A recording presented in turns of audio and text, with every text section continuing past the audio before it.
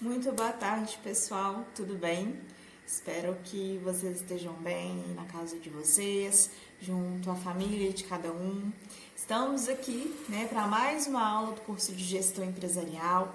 Nós estamos dando seguimento ao módulo de Recursos Humanos e hoje, oficialmente, nós entramos aí na metade do nosso módulo. Nós finalizamos o módulo de RH no final, agora de julho. Fiquem atentos às atividades enviadas no portal do Classroom, bem como as atividades enviadas pelo WhatsApp, tá? De forma sacrária, todos os sábados, nós estamos postando as aulas de vocês, tá? Então, é importantíssimo com que vocês verifiquem os grupos de WhatsApp, nos quais vocês estão inseridos, do CNI. Fiquem atentos às mensagens, respondam também, porque o feedback, ele é fundamental para que a gente produza aulas ali de acordo mesmo com a necessidade de vocês, Como nós vimos lá na nossa aula, onde nós falamos a respeito da importância da comunicação, ela só é eficaz quando a gente tem o quê? Esse retorno, dos nossos receptores, do nosso público, sobre aquilo que está sendo falado, a respeito daquela mensagem que está sendo passada, não é? Então, a gente já precisa começar a aplicar isso no nosso dia a dia, Um dos exemplos aqui nas nossas aulas. Então, caso você tenha alguma dúvida, algum questionamento, anota durante a aula, tá? É muito importante que você acompanhe essas aulas com os materiais que eu envio para vocês já abertos, com os textos, com papel, caneta, para vocês anotarem os pontos mais relevantes e anotarem também as dúvidas, ok? As aulas de ADA, elas precisam de ter essa dinâmica diferenciada, e também desse tempo diferenciado, para que a aprendizagem de vocês, ela seja eficaz, ok? Então, estou à disposição e vamos dar seguimento à aula de hoje. Então, pessoal, como vocês sabem, sou bacharel em Direito, e hoje é uma aula muito especial para mim, Um tema que eu sou especialista, que eu gosto muito de tratar e, particularmente, eu acredito que seja uma necessidade, para todo cidadão, para toda pessoa, ter um pouco dessas informações, desse conhecimento. Porque, como dizem, conhecimento é poder. E saber um pouquinho do que a gente vai falar hoje foi muito importante para a minha trajetória, tá? Foi muito importante para as atividades que eu exerci na minha vida profissional. Então, lembrem disso, conhecimento é poder. Então, hoje, nós vamos falar um pouquinho de alguns aspectos trabalhistas, tá? Achei fantástico fazer parte da pauta desse módulo, falar um pouco sobre esse tema, para que a gente possa aplicar na nossa vida, E o profissional de RH, o gestor, ele precisa ter um conhecimento um pouco mais profundo a respeito da legislação trabalhista. O direito, ele está presente no nosso dia a dia, Está presente nas nossas vidas, desde antes da gente nascer até depois que a gente vai embora daqui, Ou seja, está presente antes e depois, tá bom? Então, pessoal, hoje a gente vai falar um pouquinho a respeito da diferença entre a relação de trabalho e a relação de emprego. Aretus, mas peraí, esses dois termos parecem ser muito parecidos, até sinônimos, na verdade, relação de trabalho e relação de emprego. Só que, na verdade, são termos, são atividades, são vínculos distintos, que a gente chama de vínculo empregatício. Ele precisa, de alguns requisitos, precisa preencher alguns requisitos para se formar esse vínculo empregatício, esse vínculo trabalhista, tá? Requisitos esses que nós vamos ver adiante. Qual que é a importância disso? Ali no setor de RH, onde se faz recrutamento, onde se faz a seleção, onde se faz realmente a mediação, da relação, né, entre empregado e empregador, né, que acompanha a trajetória daquele funcionário desde o momento em que ele sai da empresa até o momento desde o momento que ele entra na empresa até o momento que ele sai, né? Então, ter muito bem, né, estabelecido, ter muito bem caracterizado, e ser de conhecimento mesmo desses profissionais. Esses termos, essas relações, é de cunho primordial. Sabe por quê? Pode ser que apareça lá, né, um funcionário mas ele não apresente todos os requisitos necessários para se considerar um vínculo empregatício. Aí digamos que a prestação de serviço daquele funcionário, ele finda, né? Ele chega no final ali daquela empresa.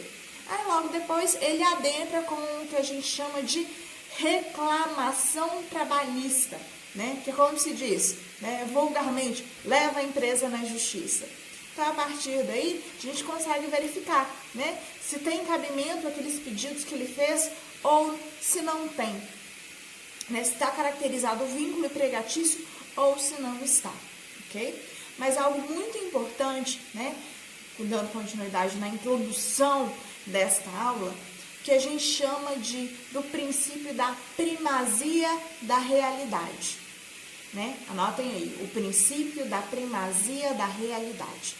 Esse princípio diz respeito em que se leva em consideração a realidade dos fatos e não apenas o que está escrito no contrato de trabalho, no contrato de prestação de serviços, os valores que estão escritos, né, no lerite daquele empregado, mas sim na realidade dos fatos, né? Se aquele empregado, se ele fazia hora extra, né, se ele cumpria os horários de almoço, os horários de lanche, se ele batia ponto, se não batia, né? A função que efetivamente ele exercia, se ele cumpria um horário de trabalho ou se era um trabalho flexível, ele ia quando a empresa realmente o convocava, né? Que nós tivemos aí recentemente a reforma trabalhista, né? Que trouxe muitas novidades para essa esfera, né? Para a esfera das relações de trabalho, que o quê? Né? Já trazendo aí uns assuntos extras para vocês, né? Trouxe uma novidade interessantíssima para a gente falar a posteriori, que é o quê? O contrato de trabalho intermitente, os chamados contratos de trabalho dos freelancers, né? Muito utilizado aí por bares, restaurantes, né? Tivemos aí também a figura do trabalho, né? Do contrato de trabalho terceirizado, uma novidade muito útil para as empresas.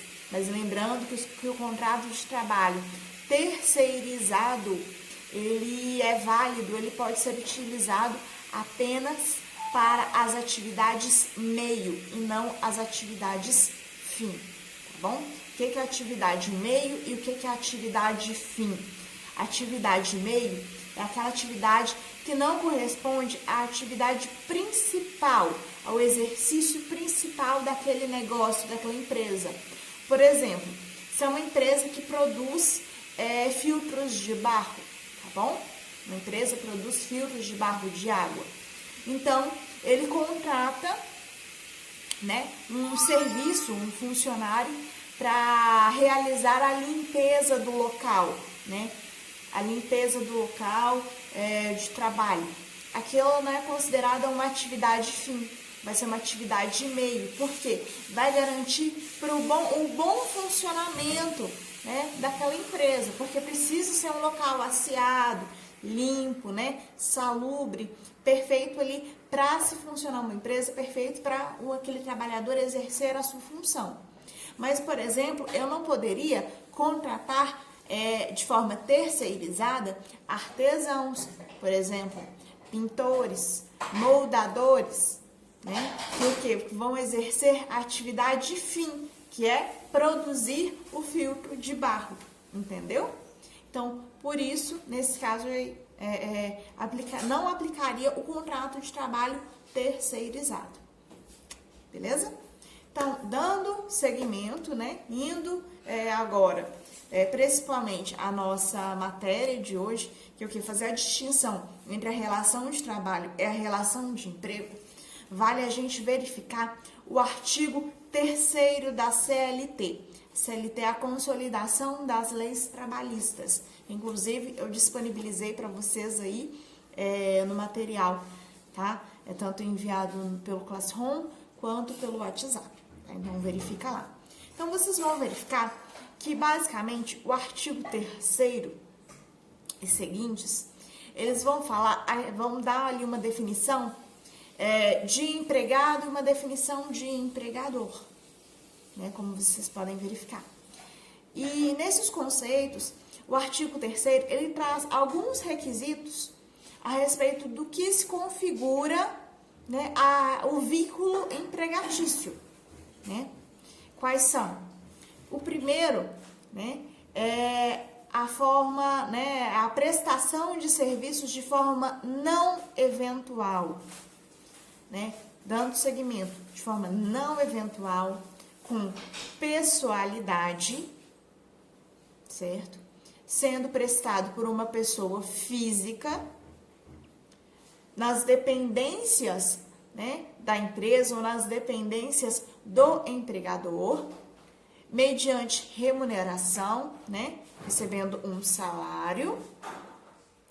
E a gente pode verificar também, né, além desses requisitos, a subordinação, né? O que é a subordinação? Que ele vai responder a uma hierarquia, né, dentro daquela empresa e com onerosidade, né? A onerosidade a gente vai ver posteriormente que a onerosidade, ela significa que os riscos do negócio, eles não podem ser transferidos ao trabalhador, né? Então, ou seja, havendo ou não lucro, vendendo ou não vendendo, funcionando ou não, né? Como, por exemplo, agora nesse período de pandemia, né? O funcionário, ele precisa receber o seu salário, precisa receber a sua remuneração. Porque o salário, ele tem caráter alimentar, né? Então, ou seja, ele depende, né, daquele valor para ele sobreviver, para ele alimentar a família, para ele pagar as contas, realmente para que a sua dignidade seja mantida, né? Então, por isso também, né, o governo, ele, como a gente vê, né, todas essas medidas, todas essas políticas públicas que vêm sendo criadas, né, buscando garantir a efetivação do pagamento desses salários, né, auxiliando ali as empresas para que se mantenha o pagamento dos salários dos funcionários e também dando apoio àqueles autônomos, né, que apesar de não serem fichados, que a gente fala, trabalharem com carteira assinada, né, prestam serviço de forma liberal, né, são os profissionais liberais, eles estão impossibilitados de exercer as suas funções, né, de trabalharem. Então, o que o governo está dando? Esse auxílio, né? O pessoal está falando aí o Corona Voucher, mas com esse caráter alimentar, né? Porque se entende a necessidade e a importância que é essa remuneração, né, esse valor para a sobrevivência de todos nós, não é mesmo? Então, pessoal, a respeito da relação de trabalho. A relação de trabalho, ela vai ocorrer quando um dos requisitos do artigo 3º da CLT não são preenchidos, tá bom? Ou seja, se a prestação de serviços ela é eventual, nós vamos ter aí a relação de trabalho. Se não há, né, se esse trabalho não ocorre sob as dependências da empresa, ele se considera como uma relação de trabalho, né? Se não recebe um salário, relação de trabalho. Peraí, Aretusa, então, como assim? Então, aquela pessoa não vai, aquele, né, prestador de serviços, ele não vai ser um funcionário? Deste modo, não vai se configurar efetivamente uma relação empregatícia, né? Ali vai ser uma prestação de serviços. É o exemplo que se tem, né, dos autônomos, que prestam um serviço de forma descontínua, né, de forma eventual. Por exemplo, algumas empresas não precisam contratar efetivamente um técnico em segurança do trabalho, né? Pode terceirizar essa prestação de serviços, então aí seria uma relação de trabalho, né? Mas, exemplo, né? Uma pessoa ali que vai todos os dias, de segunda a sábado, trabalha de 8 horas da manhã às 6 horas da tarde em uma empresa, continuamente, ou seja, de forma não eventual, de forma pessoal, recebe um salário, aí já começa, né, a se caracterizar uma relação de emprego, tá? A relação de emprego, ela precisa ter todos os requisitos estipulados ali no artigo 3º da CLT preenchidos. Quais são? Pessoalidade, né? Não eventualidade, ser prestado por uma pessoa física, mediante salário, de forma onerosa, ok? Nas dependências daquela empresa, sob subordinação, verdade? Ou seja, ali já se caracteriza todos os requisitos necessários. Então, neste momento, já se considera o vínculo empregatício, tá bom? Mesmo se efetivamente aquela empresa não tiver, né, assinado a carteira daquele funcionário, né, lembra lá do princípio da primazia da realidade? Mesmo se não estiver, né, com carteira assinada, preencheu todos os requisitos do artigo 3º da CLT, há vínculo empregatício. Então, neste sentido, há uma relação de emprego. Então, nesse sentido, é devido todas as verbas trabalhistas concernentes àquela função, né, aquela efetividade, é o que ocorre de fato em vias práticas no dia a dia, ok? Então, vamos lá, ver a fundo quais são esses requisitos, né? O primeiro requisito é a não eventualidade. A não eventualidade nos dá o sentido de continuidade, né? De que aquele funcionário, ele trabalha ali todos os dias, durante dias determinados, durante um período determinado, ele tem uma função, ok? Ou seja, se ele não for, né, naquele dia, aquele trabalho que ele faz, que ele presta, que ele realiza, vai ficar sem fazer. Ok? Então, aí a gente já vê o segundo requisito, que é a pessoalidade. O profissional, o trabalhador, ele por si só vai até a empresa, emprega a sua energia, o seu tempo, o seu conhecimento técnico, a sua força de trabalho, e a partir de ele, né, dele, pessoalmente, lá prestar aquele serviço, então se configura o segundo requisito, sendo a pessoalidade, ok? O terceiro requisito é ser pessoa física. Como assim, Arituza? É claro que tem que ser pessoa física, né? Porque olha só, pessoal, por exemplo, aqui na escola, né, no CNI, digamos que nós contratamos, né, uma prestadora de serviços, por exemplo, uma lanchonete, para disponibilizar lanches para os funcionários, lanches para os alunos. Então, ali seria um contrato de prestação de serviços, né? Eu não vou contratar uma empresa como funcionária da minha empresa. Não posso contratar uma pessoa jurídica, não contrata, não tem vínculo empregatício com outra pessoa jurídica, tá bom? Até mesmo porque a gente não dá férias para uma empresa, a gente não dá 13º para uma empresa, a gente não paga INSS, fundo de garantia, na verdade. Esses são benefícios, né? São verbas trabalhistas, são características que se referem a uma prestação de serviços dada por uma pessoa física, não é verdade? Com CPF, com carteira de trabalho, não é verdade? Então, fica, é óbvio de se perceber, né? Mas é importante da gente estar frisando essa importância, né? Frisando este outro requisito aqui para vocês.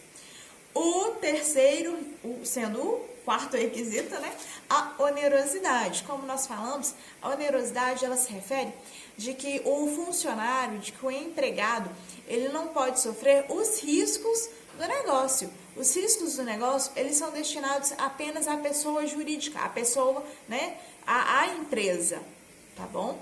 Ou seja, quais riscos são esses? Que independentemente da empresa dando lucro ou não, da empresa vendendo ou não, dela estando funcionando ou não, ela tem uma obrigação, ela tem uma responsabilidade social também, né, com aquela comunidade na qual ela está inserida.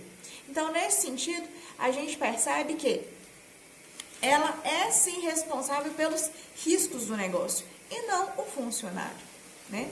A gente vê na CLT, na Consolidação das Leis Trabalhistas, uma característica muito protecionista do empregado, tá bom? Inclusive, essa característica protecionista, né, onde a gente vê ali que o empregado, ele tem uma posição de hipossuficiência na relação trabalhista, ela é caracterizada na relação de emprego, ok? Na relação de trabalho, tanto aquele prestador de serviços quanto a empresa, eles estão ali no mesmo nível, ok? Um não tem uma importância maior do que o outro, não. Essa importância maior ao empregado é dada na relação de emprego. Combinado? Anotado aí? Então, beleza, pessoal, vamos prosseguir. Mais uma característica, mais um requisito é a subordinação. A subordinação, nós temos a subordinação técnica, nós temos a subordinação econômica e a subordinação jurídica. A subordinação técnica, ela significa que essa subordinação, ela se refere ela se configura na pessoa do funcionário, tá bom? Ou seja, digamos, tá um exemplo. A professora Aretusa, ela consegue ir lá na sala da professora Edra, né, professora de inglês, e dar uma super aula de inglês? Claro que não, né, gente? O máximo que vai sair ali é um portunhol. Mas a professora Aretusa não tem uma capacidade técnica de ir e dar uma aula de inglês. Da mesma forma que, por exemplo, né, se nós tirarmos a professora Edra lá do curso de inglês e trouxer a professora Edra para vir aqui dar uma aula de inglês, de gestão empresarial para vocês, pode ser que não saia, né? Porque, tecnicamente, ela não tem uma formação, né, para vir e desenvolver e entregar essa função, ok? Então, há essa subordinação técnica. A subordinação econômica, ela se refere de que o funcionário, né, o empregado, ele tem, né, essa necessidade, ele tem essa dependência de receber a remuneração, de receber o salário, ok? E a subordinação jurídica, ela diz respeito ao contrato de trabalho, né, a sua carteira de trabalho, ok? E vamos vendo aqui, deixa eu me lembrar se eu faltei com algum